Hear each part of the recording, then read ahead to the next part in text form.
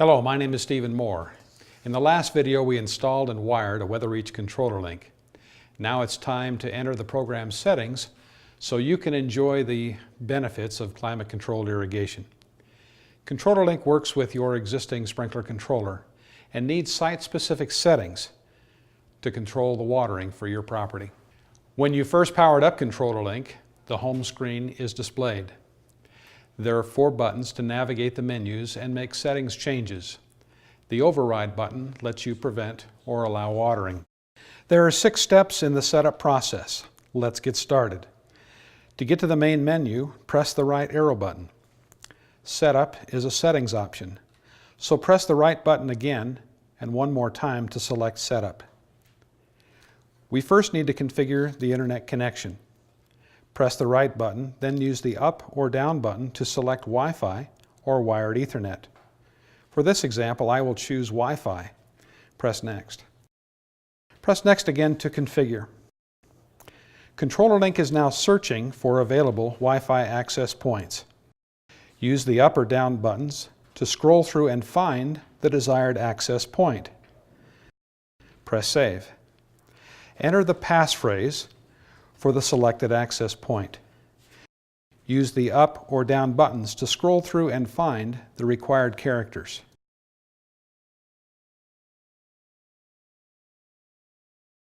When all characters are set, press Done. It may take a minute or two for Controller Link to establish a connection to the internet. Once it's connected, press Done. Step 2 is to select a weather station. Press Next. Weather stations are grouped by country, state, then area. Use the down button to find and select the country. Press Next. Use the down button to find and select your state. Press Next. A state is broken up into geographical areas. Use the down button to find and select your area. Press Next. You now have a list of available weather stations to choose from. Use the down button to find and select the weather station that most closely represents conditions at your property. Press Next. Station information will now be loaded into your controller link. Press Done. A map showing available weather stations can be seen on our website at weatherreach.com. There is no subscription cost for public weather data. Commercial weather stations are managed by private companies who offer weather data on a subscription. Details regarding each station can be viewed on our website by clicking on a station. Step 3 is the rain source. Use the up or down buttons to find and select your rain source. You have 3 options: rain measurements from the weather station, measurements from an on-site tipping rain gauge, typically the model WRPRG, or a rain station. We generally recommend using an on-site rain gauge. Press Done. Step 4 is the irrigation setup. The first step is to do a wiring test of the program start sensor. From the host controller, manually start a watering cycle for program A. The first station should come on. The display shows program A is watering and current is detected. Cancel the program start and repeat for each program.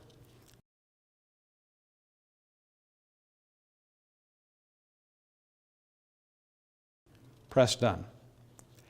The setup for program A starts by asking if program A is on.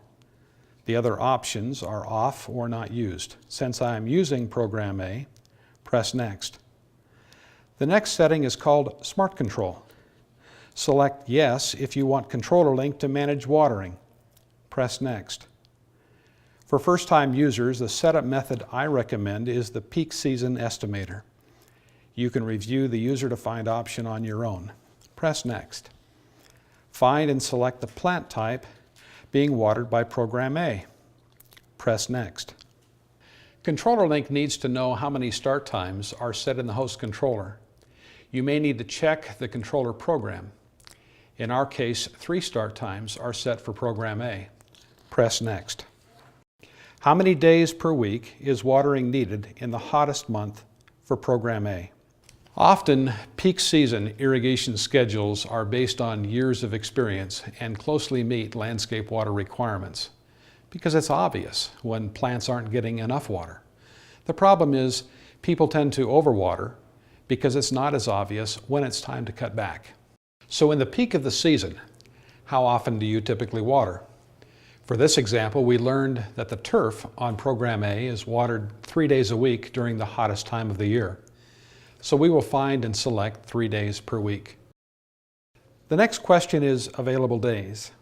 Controller Link will water only when plants need it, but there may be some days you can't water. Select the days that are available for watering. For example, if you always mow the lawn on Wednesday, tell Controller Link that Wednesday is not an available day. We generally recommend you select all available days when possible. Press Next. Set the host controller to water every day.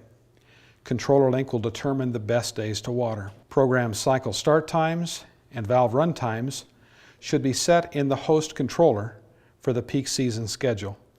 Press Next. This next screen displays the settings Controller Link will use to manage irrigation. If you want to adjust any of the settings, press the Up button, then press Done. Repeat these steps for the remaining programs and press Done.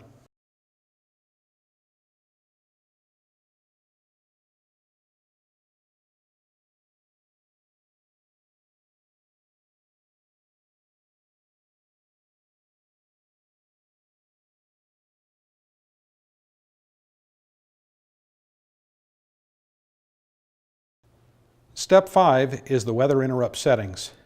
Controller Link will interrupt watering if certain weather conditions occur, including rain, low temperature, and high wind.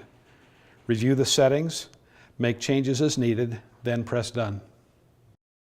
The last step is to set up a flow sensor. If you have a flow sensor installed, please refer to the User Installation and Operation Guide on the resource CD. For our sample site, I will choose No Flow Sensor. Press Done. The setup is complete. Press the left button twice to go back to the home screen.